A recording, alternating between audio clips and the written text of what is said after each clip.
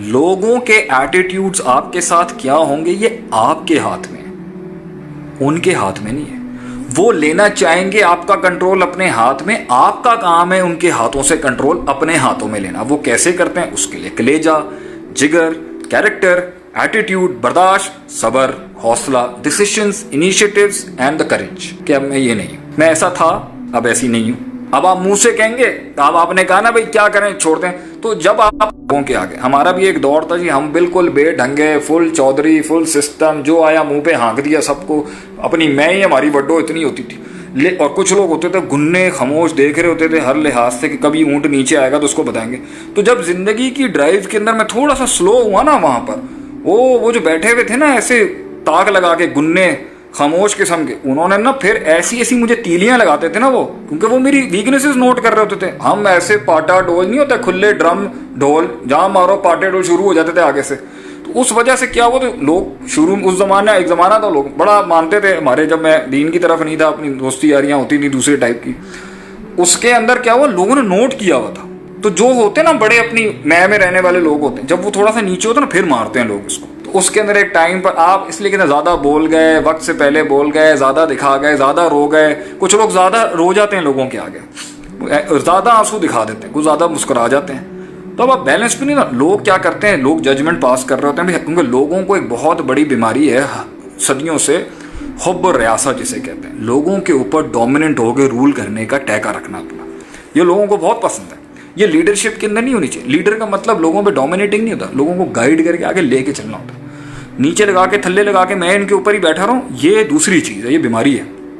इसे हुब्ब और रियासा कहते हैं शरीयत के अंदर, और यही थी जो कौमों की बर्बादी का राज होता है। तो क्या होता है कि उसके अंदर जब आप ये सब कुछ कर देते हैं ना, तो लोग ना फिर आपको कहते हैं, जब वो समझ जाते हैं ना भाई ये कॉम्प्लेक्स का भूखा है, इसमें इनसिक्योरिटी हैं, इसको तो हमारी ताईद चाहिए, ये इसलिए ज़्यादा फुंगरता है क्योंकि इसमें वैक्यूम है। जब वो आपके अंदर का आप सॉल्व कर लेते हैं तो उनका पहला बार ये होता है इसको इग्नोरेंस दो, और ये कैसे देखना मछली की तरह फड़फड़ाएगा। And the more you will start getting ignored by people and the more people are actually showing their attitudes to you, तो उस तरह आहिस्ता आहिस्ता वो देखेंगे ना भाई मेरी इग्नोरेंस से इसको फ़र्क पड़ता है, लोग इसमें मज़े लेते हैं बैठ के, और यही ज़िंदगी रह जाती है क्योंकि आप बहुत एक्सपोज हो गए उनके आगे। अब आप जब अपनी लाइफ उनको क्लेम करने की कोशिश करेंगे ना, तो उनके पास और बहुत हरबे होंगे आपको मारने के, आपको डिस्कम्फर्टेबल करने, अनकंफर्टेबल करने के लिए। तो जब वो आपको एक चीज़ देंगे और एक चीज़ छीनेंगे, क्योंकि आपने खोल बहुत दिया अपना आप उनके आगे, तो वो अंदर लेंगे कुछ देने लेने देने के, उनको आपका आप हिलाना आता है। उनका असल इंसेंटिव होगा अगर जेन्युइन इग्नोरेंस नहीं। एक वो इग्नोरेंस होती है जो कुछ सिखाने बनाने के लिए होती है, एक वो इग्नोरेंस होती है जो मज़े लेने के लिए होती है, और एक वो इग्नोरेंस होती है जो डोमिनेट करने के लिए होती है। तो जब एक चीज़ शुरली फेंकेंगे, जब वो नहीं चलेगी तो वो दूसरी फेंक देंगे, दूसरी नहीं होगी तो तीसरी फेंक देंगे। उससे क्या होगा, उन्हें समझ में आ जाएगा इसको हिलाते कैसे। मकसद एंड में उनका आपको हिलाना होगा। आप अगर अपनी जगह से हिल गए, कुछ लोगों ने इग्नोर करना होता है ताकि गुस्से में लेके आए इसको, कुछ लोगों ने इग्नोर करना होता है ताकि इसको घुटनों पे लेके आए, कुछ लोगों ने इग्नोर करना होता है इसलिए ताकि जो है ना ये रोए, सेल्फ पिटी में लेके जाएं इसको, कुछ लोगों ने इग्नोर करना होता है ताकि इसको डाउट में लेके जाएं। अब आपका काम है कि आपने उनके अंदर से वो, और आप उस वक्त बेढंगे चले, आपने अपना आप सारा दे दी, तो वो आपको कैलकुलेट करके बैठे हैं। तो अब आपने अपना जो नया रिफॉर्म करना है ना अपने अंदर, वो आपको इस तरह करना है कि वो आपको कैलकुलेट ना कर सके। ये मुनाफकत नहीं होती है, रीबिल्डिंग के प्रोसेस, रीस्ट्रक्चरिंग कहते हैं उसको। फिर एक वक्त आएगा कि शुरुआत में तो नहीं होगा, पहले उनके वार बहुत चलेंगे, एक टाइम आएगा।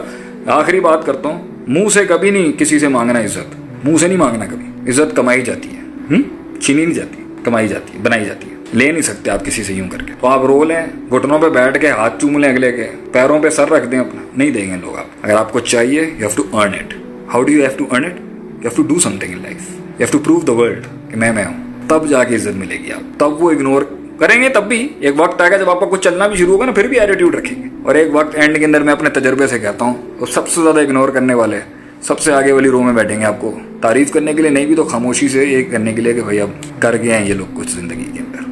तो घबराने की बात नहीं है, मगर एक लेवल आता है कि कुछ इग्नोर करने वाले लोगों को आपको इग्नोर करना पड़ता है। Sometimes you just have to let it go, just let it go. बल्कि पिछले दिनों मैंने एक पोस्ट भी किया था कि कुछ रिश्तों को गुड बाय कहना सीखें, कुछ ताल्लुकात को खुदा हाफिज़ कहना छोड़ें, क्योंकि अब उन दरवाज़ों से मंजिलें नहीं मिल सकती। जिन लोगों ने तरक्की करनी होती है उनकी एक बड़ी सिफत ही होती है कि उन्हें बहुत से माइंड और रिश्ते, बहुत से मुल्क, वतन, बहुत सी सोचों को खैर बात करना पड़ता है उन्हें, क्योंकि उनका विज़न बहुत बड़ा था, उनकी सोच बहुत बड़ी थी। उन्होंने जिस जगह पे जाके सेटल होना था वो बहुत बड़ी जगहें थी, उसके लिए उन्होंने फिर बहुत से लोगों को सलाम कहा, चल पड़े आगे से।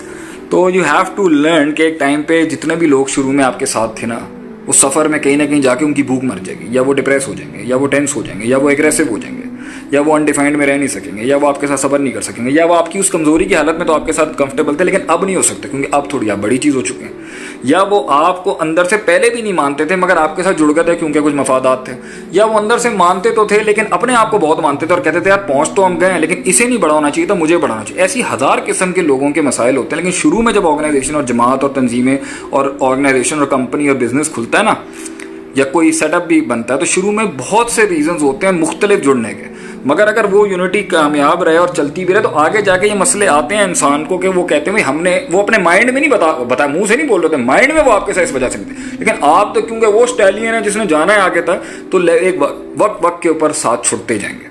तो मुझे किसी ने एक दफ़ा कहा था कि are you willing to sacrifice your hawks, क्या आप अपने सबसे लॉयल्स को कॉम्प्रोमाइज़ कर सकते हैं किसी वजह के ऊपर तरक्की की राह पे जाने के लिए, जहाँ तक आप पहुँचना चाहते हैं और जहाँ से आप चले थे।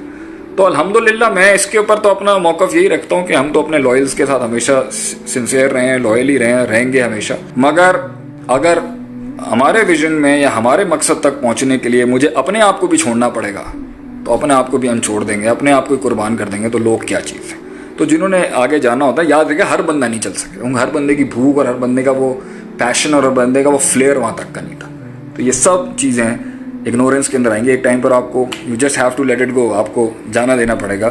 कुछ रिश्ते थे नहीं कभी निभाने के लिए। और मेरे ख्याल से 12 भी बज चुके हैं, वक्त भी हो चुका है। एक सवाल और ले लेते हैं। मैं इंडिया से आपका स्टूडेंट, आपसे इंडिविजुअल काउंसलिंग के लिए अपॉइंटमेंट चाहिए। आप हुज़ैफ़ा कबाडिया से बात करें और हसन सज्जाद जो हमारे मार्केटिंग और पब्लिक रिलेशंस के ऑफिसर्स हैं और हेड्स हैं, तो वो आपको ज़्यादा बेहतर गाइड करेंगे मिदार इंस्टीट्यूट से। कि मैं पर्सनल काउंसलिंग तो अब मैं वैसे इतनी नहीं देता क्योंकि अब तो इतने लोग हैं दुनिया से जो मेरे साथ बात करना चाहते हैं, ताल्लुक़ रखना चाहते हैं, सुनना भी चाहते हैं, कुछ डिस्कस भी करना चाहते हैं। तो मैं ख़ुद भी अब लाइफ में काफ़ी थक भी गया हूँ, थका भी हूँ, लेकिन लोगों के मसले मसाइल भी हैं। Let's see what I can do for you. May Allah bless you and preserve you wherever you are. When you give example from Quran it really influence me to learn Quran. You are चलें जी, सीखें कुरान, अच्छी बात है। जो आप चाहते हैं वो हासिल कर लेने के बाद और उससे ज़्यादा अच्छे लोगों के लिए जीना चाहता हूँ और लोगों से आज़ाद होके ऐसी ज़िंदगी चाहता हूँ। ऐसी ज़िंदगी जीने के लिए मुझे क्या असूल चाहिए? लोगों के लिए जीना चाहता हूँ मगर लोगों से आज़ाद होके। ज़बरदस्त, गुड क्वेश्चन। लोगों से ज़िंदगी है ही यही, जीनी अल्लाह के लिए, अल्लाह के साथ ताल्लुक़ रखना है, लोगों के लिए काम करना है। तो जब लोग आप पर थूकेंगे ना तो आपके पास अपने मन को रिलैक्स करने के लिए तो अल्लाह के साथ उसूल पक्के रखें।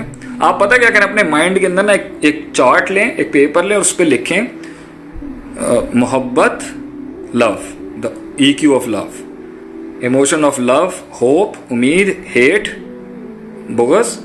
अच्छा, फिर आगे लिखें खौफ, एंगर,